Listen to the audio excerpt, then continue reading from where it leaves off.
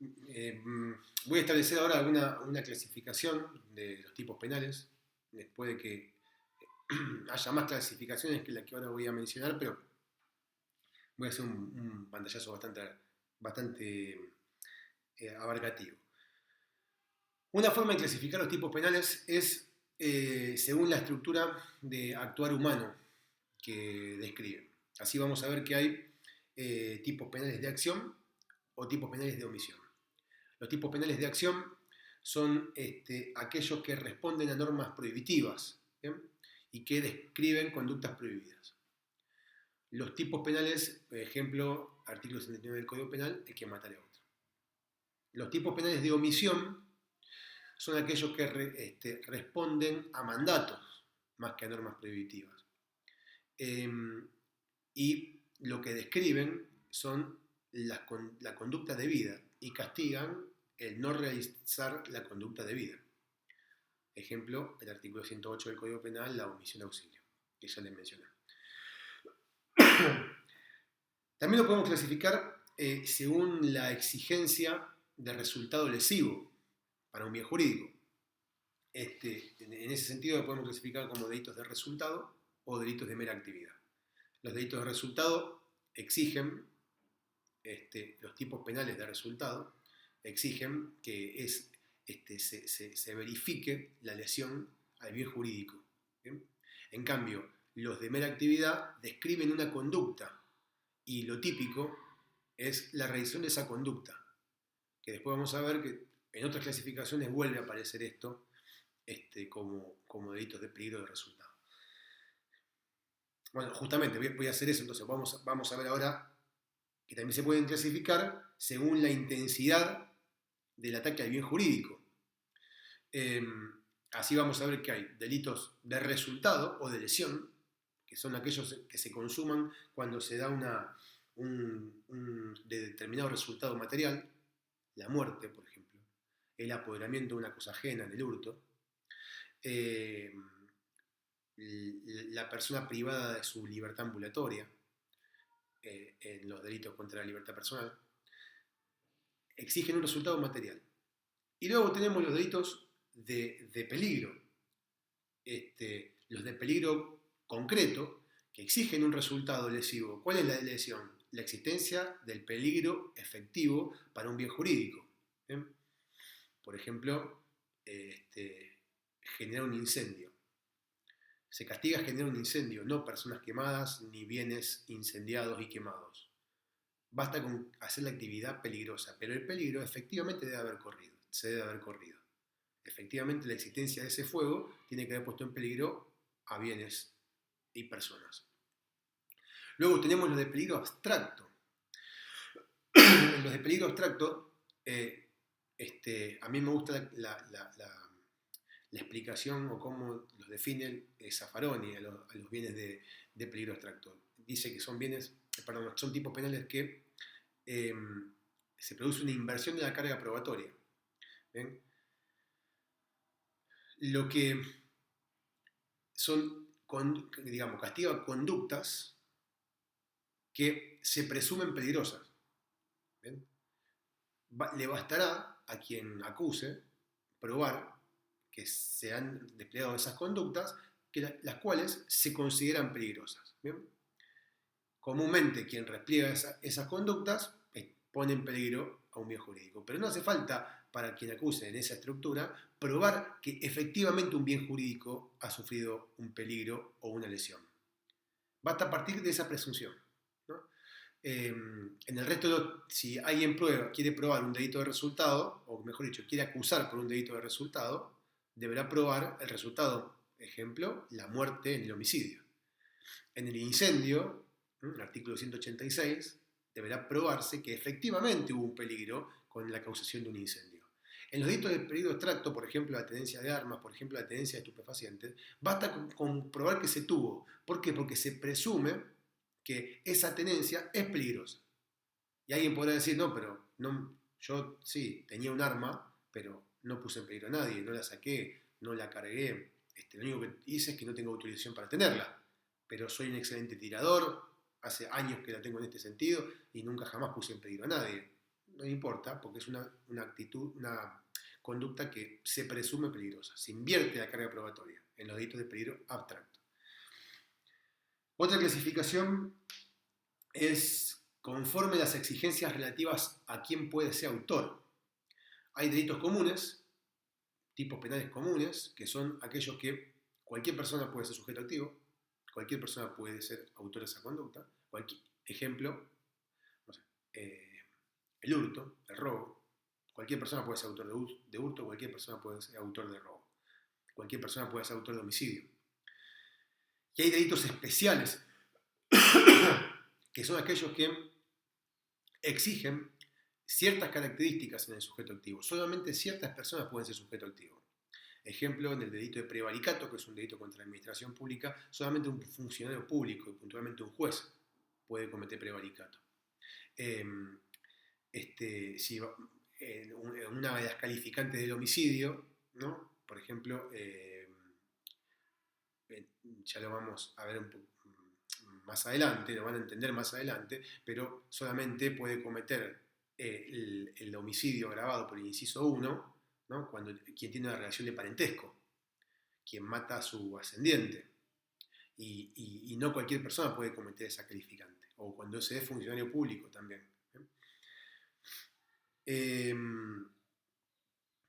Cuando sea funcionario público como agravante de miembro de la fuerza de seguridad, como agravante del homicidio. Otra clasificación es por el modo de consumación. Por el modo de consumación. Los delitos se pueden clasificar, los tipos penales se pueden clasificar en instantáneos o permanentes. Los instantáneos son aquellos que se consuman de provocar un determinado estado. ¿Bien? El delito de homicidio es un delito instantáneo, se consuma cuando en el momento exacto en que la persona muere, que deja de tener actividad cerebral y la podemos considerar científicamente muerta. Hay delitos, y los delitos permanentes, en cambio, son aquellos que permanecen en el tiempo. Su consumación perdura en el tiempo. Por ejemplo, la privación ilegítima de la libertad. Dura su consumación el tiempo que la persona esté privada de la libertad. Y puede variar, ¿no? El tiempo que sea necesario. Puede ser años que esté consumándose el delito, porque es un delito permanente. Luego tenemos, en función a su relación con otros delitos, en función a su relación con otros tipos penales, tenemos los delitos básicos y los delitos derivados. Los básicos son aquellos que son el común denominador a otras eventuales figuras que describen una determinada conducta lesiva a un bien jurídico, ejemplo, matar, mientras que los derivados pueden ser agravados o atenuados. ¿Bien? Por ejemplo, agravado, homicidio calificado por el uso de veneno. ¿Bien? O agravado por el vínculo, inciso 1 del artículo 80. Puede ser atenuado, por ejemplo, el que matara en estado de emoción violenta.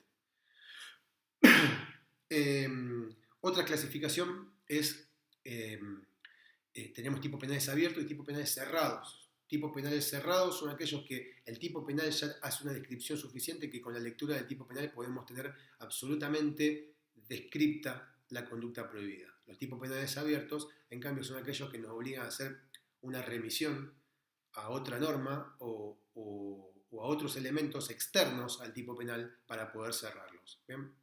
Por ejemplo, si queremos saber si un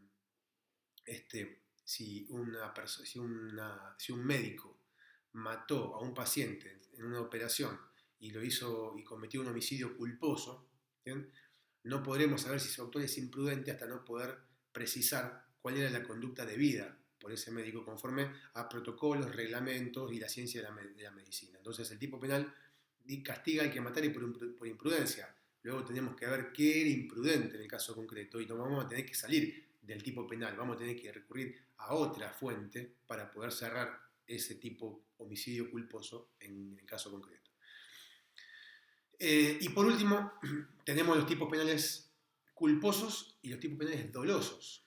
Ya veremos que, independientemente de que pueden ser por acción o por omisión, una gran clasificación, la más trascendente, si se quiere, es divide los tipos penales en dolosos y en culposos.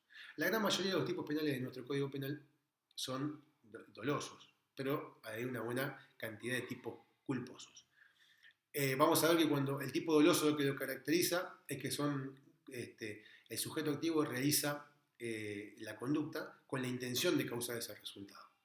Mientras que en el tipo culposo el resultado ocurre por un actuar imprudente de parte del sujeto activo, por haber violado reglas o normas del cuidado. Entonces, vamos a ver que todo tipo penal tiene una estructura compleja. Por un lado, tenemos los tipos penales, el aspecto objetivo del tipo penal. Elementos que objetivamente se tienen que presentar en el tipo penal, sea doloso o sea culposo. Y luego tenemos un aspecto subjetivo, que será el dolo en los tipos dolosos y todo su desarrollo, y la culpa en los tipos culposos y su aplicación y su desarrollo. Esta clasificación que acabo de hacer se hace en base al funcionalismo. Las teorías causalistas no hacían esta clasificación. Conducta, mera inervación muscular puesta en marcha de la causalidad para el causalismo, y la tipicidad era la mera descripción del aspecto objetivo del tipo penal, es decir, ver que la conducta coincida con la descripción que hace un artículo del Código Penal. Luego pasábamos a la antijuricidad. El finalismo lo que aporta es que no hay ninguna conducta que esté desprovista de un fin. Siempre que se hace algo, se hace con una finalidad.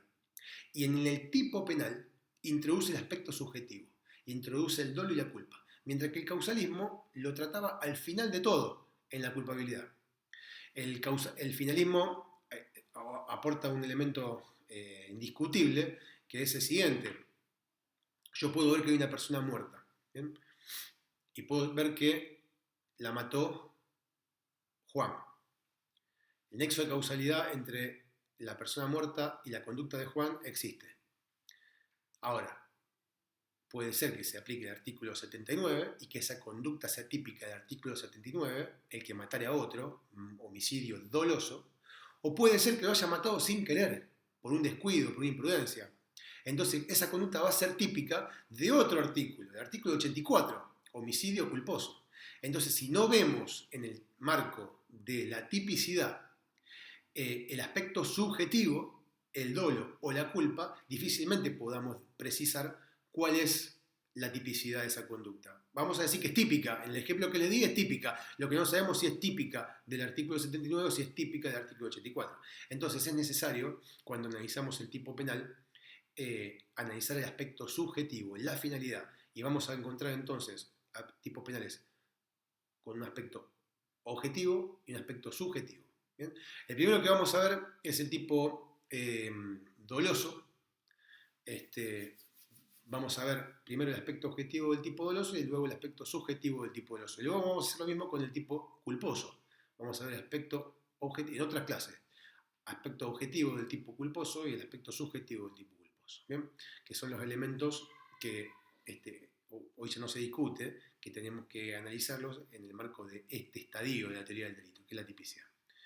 Entonces en la siguiente clase vemos tipo doloso activo, aspecto objetivo y el aspecto subjetivo lo vamos a dejar para más adelante.